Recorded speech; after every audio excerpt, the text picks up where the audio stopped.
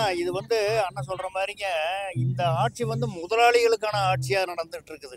80% உழைக்கும் மக்களுக்கான ஆட்சி இல்லை. ஒடுக்கப்பட்ட மக்களுடைய நிலங்கள் வந்து பஞ்ச நிலங்கள் வந்து கிட்டத்தட்ட 20 லட்சம் ஏக்கர் வந்து அந்த ஆங்கிலேய அரசாங்கத்தில் கொடுத்தது வந்து இப்போ இருக்கிற பெருங்கைகள் எல்லாம் பூரா அபகரித்து வச்சிருக்கிறாங்கன்னு சொல்றாங்க. இப்போ இதை பூரா நாம வந்து மீட்டெடுத்து ஆகணும். அதனால தான் வந்துங்க இருக்கிற திராவிட கட்சிகள்லாம் பதறாங்க. அனுமதி கொடுக்க மாட்டேங்கிறான், அது இதுன்றதுலாம் பயங்கரமாக பதறிக்கிட்டு இருக்கிறாங்க. காரணம் என்ன? அபகரித்து வச்சிருக்கிற ஊரை அவங்க இப்போ மீட்னா அப்புறம் அவங்களுக்கு நேச்சுரலாக அப்புறம் கோவம் வரத்தானே செய்யும். அதுக்காகத்தானே வச்சுங்களேன்.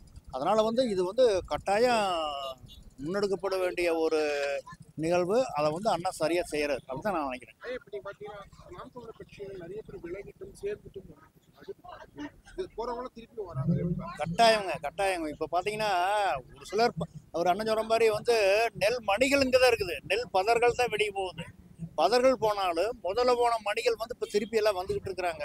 இப்போ சேலத்தில் பார்த்தீங்கன்னா இப்போ அருளினியன் எல்லாம் வந்து அவர் பயங்கரமான ஒரு ஆற்றல் மிக்கவர். இப்போ நம்ம ஒரு அதிகமான அவர் வந்திருக்கிறாரு. இன்னும் சிலர்லாம் வர்றேன்னு சொல்லி சொல்கிறாங்க. ஸோ அவங்கெல்லாம் வந்தாங்கன்னா கட்சி வந்து இன்னும் பயங்கரமான ஒரு வீரியத்தோட செயல்படும் நினைக்கிறேன். அதனால வந்து 2026 வந்து நம்மளுக்கு மிக்க நம்பிக்கையா இருக்குது. நாங்களாமே இப்போ நாங்களாம் காங்கேயத்திலிருந்து வர்றோங்க, காங்கேய சட்டமன்றத்துக்கு வர்றோம்.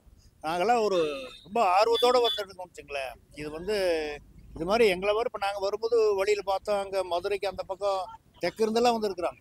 ஸோ அவங்கெல்லாம் வர்றாங்கன்னா அவ்வளோ தூரத்தில் அவ்வளோ தொலைவு இருந்து வரான்னு சொல்லி சொன்னால் இதில் அவங்களுக்கு இருக்கிற ஈடுபாடு, ஒரு பிடிப்பு, தமிழ் தேசியம், தமிழனை ஆள வேண்டும் அப்படிங்கிற ஒரு அந்த கருத்தாக்கத்தில் இருக்கிற ஒரு பிடிப்பு தானே காரணம். ஏன்னா இது வந்து அந்த காலத்தில் வெள்ளைக்காரன் வந்து நம்மளை ஆண்டுகிட்டு இருந்தா அதுதான் நமக்கு அடிமை வாழ்வு அப்படிங்கிறது ஒரு தவறான கற்பிதல். இப்போ வந்து நம்ம ஒரு தமிழ்நாட்டை வந்து தமிழன் அல்லாத வேற யாரு ஆண்டாலும் அது வந்து அயலார் ஆட்சி தான். இந்த அயலார் ஆட்சியிலிருந்து நம்மளை வந்து தமிழனை வந்து விடுவிக்கணும். உண்மையாக நான் என்ன நினைக்கிறேன்னா இப்போ நடக்கிறது ஒரு விடுதலை போர். அப்போ வந்து 1947 ஆகஸ்ட் 15க்கு முன்னாடி என்ன நடந்ததோ அதை வந்து நாம் எப்படி விடுதலை போர்னு சொல்கிறோமோ அதே மாதிரி இப்போ நடக்கிறது ஒரு வகையான விடுதலை போர் தான். ஆனால் இது ஆயுதம் ஏந்தாத அரசியல் விடுதலை போர். இதில் வந்து கட்டாயம் தமிழினம் விடுபட்டே ஆக வேண்டும், விடுதலை பெற்றே ஆக வேண்டும்.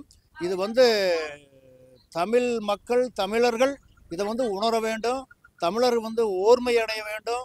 இது வந்து சில பேர் வந்து இந்த திராவிட கட்சிகளில் வந்து இங்கே இருக்கிற தமிழர்கள் வந்து தங்களுடைய தன்னல தேவைக்காக அங்கே போய் ஒரு பொருளாதார இதுக்காக வந்து அங்கே இருந்துக்கிட்டு இருக்கிறாங்க. அவங்க இதையெல்லாம் சிந்திச்சு பார்த்து நாம் வந்து தமிழனாக பிறந்திருக்கிறோம், நாம் வந்து தமிழினத்துக்கு செய்ய வேண்டிய இதை வந்து செய்யணும். குறைஞ்சபட்சம் செய்யாட்டி பரவாயில்ல, துரோகம் செய்யாமல் இருக்கணும் அப்படின்ட்டு அவங்க வந்து திராவிடத்தில் இருக்கிற தமிழர்கள் வந்து தமிழ் தேசியத்துக்கு வரணுங்கிறது என்னுடைய விருப்பம், ஆசை. ஐயா, நீங்க வந்து நாம் தமிழர் கட்சியில் இணைஞ்சது அந்த ஒரு வரலாறு சொல்லுங்க, உங்களோட வரலாறு. அது வந்துங்க தமிழனா பிறந்த ஒவ்வொருத்தனுக்கும் இது வந்து கடமை, பிறவி கடமை. ஏன்னா வயது வந்து என்னுடைய வயது வந்து 67. 67 வயதுல நீங்க திமுக, அதிமுக, காங்கிரஸ் ஆட்சியெல்லாம் பார்த்திருப்பீங்க. ஆமாமா. இவ்வளவு ஆட்சி பார்த்த அப்புறம் நாம் தமிழர் கட்சியில நீங்க 2029 தான் 2009 தான் எல்லாத்துக்கும் எல்லா தமிழருடைய வாழ்விலும் ஒரு திருப்புமுனை தான். நான் வந்து ஒரு மருத்துவர். நான் வந்து சென்னையில் படிக்கிறப்போ வந்து திராவிட முன்னேற்ற காலத்துக்கு நாங்கள் வந்து வாக்களிச்சிருக்கிறோம். அப்போ வந்து நமக்கு வந்து நம்மளை பாதுகாக்கிற ஒரு ரட்சகனாக தான் நாம் திராவிடத்தை, திமுகவை பார்த்தோம். ஆனால் அது வந்து எவ்வளவு பெரிய சூது, அவங்க எவ்வளவு கபட மனதோடு இருந்துட்டு இருக்கிறாங்க அப்படிங்கிறது 2009 தான் அவங்களுடைய நிற வெளுக்க ஆரம்பிச்சுது. 2009 வந்து தமிழர்கள் அங்கே போராடிக்கிட்டு இருக்கிறாங்க. இங்கே இருக்கிற கருணாநிதி ஆட்சி வந்து தமிழர்களுக்கு உதவி செய்யாட்டியும் பரவாயில்ல, இங்கே தமிழர்களுக்காக போர் நிறுத்தம் செய்யணும் அப்படின்ட்டு போராடணும். நம்மளை எல்லாத்தையும் மாணவர்களை வந்து கல்லூரிகளை மூடிட்டு, விடுதிகளை மூடிட்டு, எல்லாத்தையும் வீட்டுக்கு அனுப்பி யாரையுமே போராட்டத்தை முன்னெடுக்காதபடி பார்த்துக்குச்சு. அங்கேருந்து பிரணாப் முகர்ஜி வருவார், வீட்டில் போய் பேசுவார். உடனே இவர் வந்து போர் நிறுத்தமெல்லாம் இல்லை, நாம் வந்து டெல்லி அரசாங்கம் என்ன சொல்லுதோ அதுக்கு தான் செய்யணும் அப்படிங்கிற மாதிரி பண்ணி தமிழ் இனத்துக்கு வந்து ஒரு தலைவன் உருவாகாமல் அவர் பார்த்துக்கிட்டார். அந்த மாதிரி ஒரு சூழ்ச்சி நம்ம வந்து தமிழர்கள் வந்து வெளுத்ததெல்லாம் பால் அப்படின்ட்டு நம்ம போய்கிட்டு இருக்கிறோம். ஆனால் அவங்க வந்து அப்படி இல்லை. திராவிடர்கள் குறிப்பாக என்ன வெளிப்படையாக நான் சொல்கிறேன், தெலுங்கர்கள் வந்து அப்படி இல்லை. அவங்க வந்து தமிழினத்தை வந்து ஒரு ஒரு எதிரியாக தான் பார்க்குறாங்க. அவங்களுக்கு அதுக்கு கிடைச்ச அருமையான முகமூடி தான் இந்த திராவிடம்ங்கிறது. இங்கே வந்து ரொம்ப வசதியாக தமிழர்களை ஏச்சு பிழைச்சி வாழ்கிறதுக்கு கிடைச்ச திராவிடம் முகமூடி தான் திராவிடம். ஸோ அதை வச்சுக்கிட்ட வந்து அவர் நம்மளை நல்லா கருவறுத்துட்டார்.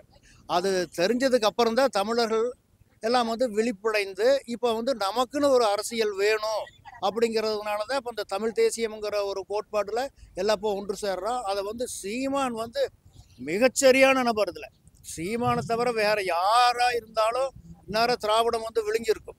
சீமான் வந்து உள்ளத்துல வந்து அப்படியே ஒரு நெருப்பா எரிஞ்சுக்கிட்டு இருக்கிறார். அதை நாங்கள் உணர்றோம். அதனால தான் இப்போ நாங்களாம் இப்போ இந்த வெயில நாங்கள்லாம் வந்திருக்கிறோம். தமிழ் தேசியம் கட்டாயம் வெல்லும். தமிழர்களுக்கான ஆட்சி தமிழ்நாட்டில் கட்டாயம் நிறுவப்படும்.